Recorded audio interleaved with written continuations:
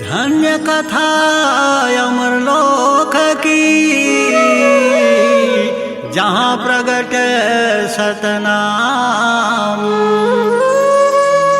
अमृत भोजन मिले वहीं हंसन को विश्राम।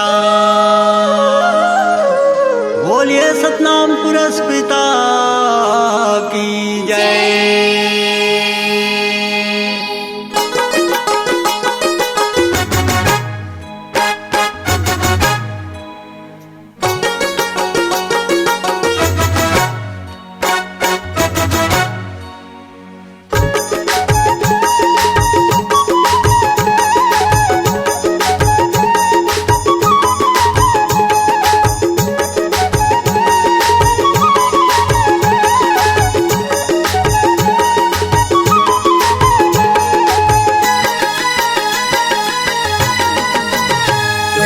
छत्तीसगढ़ी भाषा में गीता है हमारा। सतगुरु ज्ञान हमें लागता है प्यारा, सतगुरु नाम हमें लागता है प्यारा। छत्तीसगढ़ी भाषा में गीता है हमारा। सतगुरु ज्ञान हमें लागता है प्यारा, सतगुरु नाम हमें लागता है प्यारा।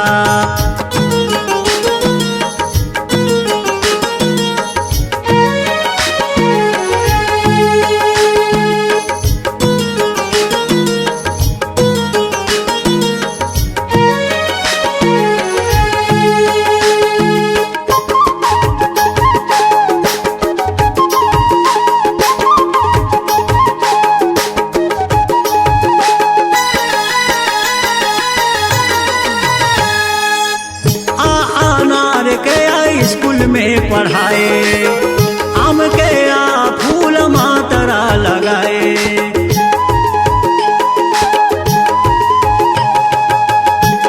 अनार के स्कूल में पढ़ाए, आम के फूल मातरा लगाए। ई बड़ी की शब्द है न्यारा। सतगुरु ज्ञान हमें लागता है प्यारा, सतगुरु नाम हमें लागता है प्यारा।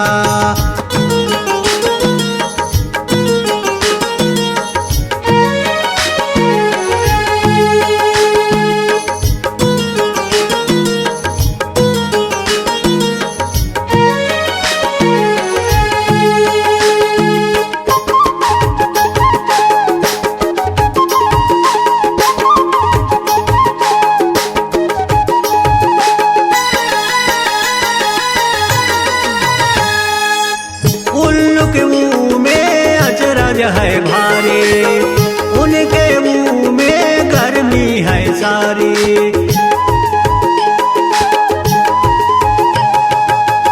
उल्लू के मुंह में अचरज है भारी, उनके मुंह में गर्मी है सारी।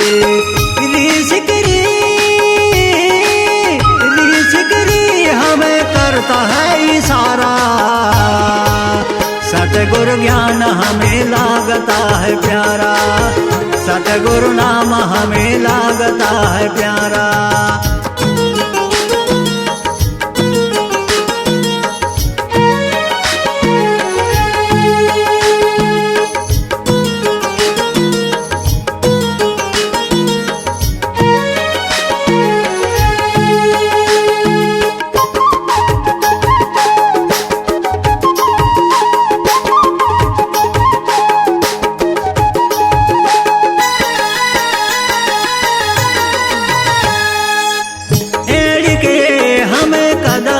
चलाता ऐनक हमें रास्ता दिखाता।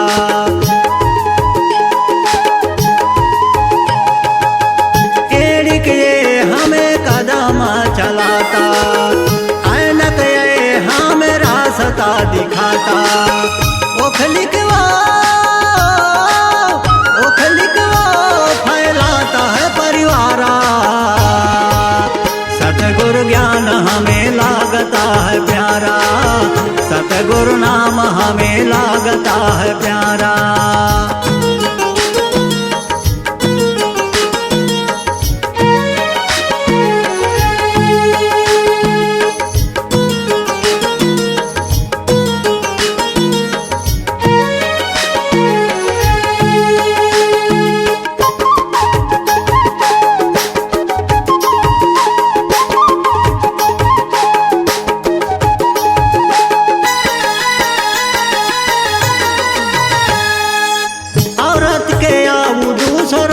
बतलाता अंगूर के अम्मा माथे तिलक लगाता।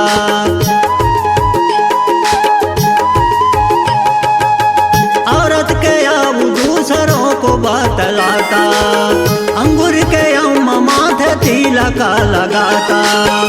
आहा शब्द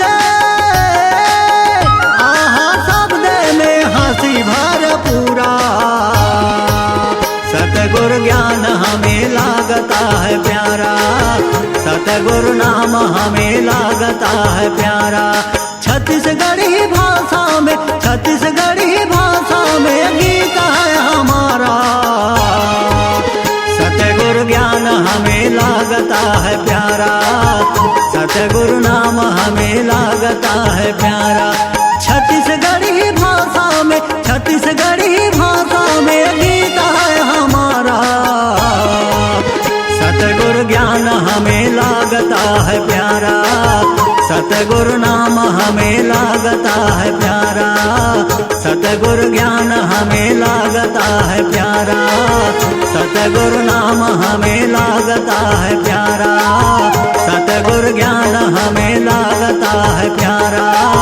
सतगुरु नाम हमें लागता है प्यारा। C-Log Digital Recording Studio, Cordoba. Contact number 9907119215.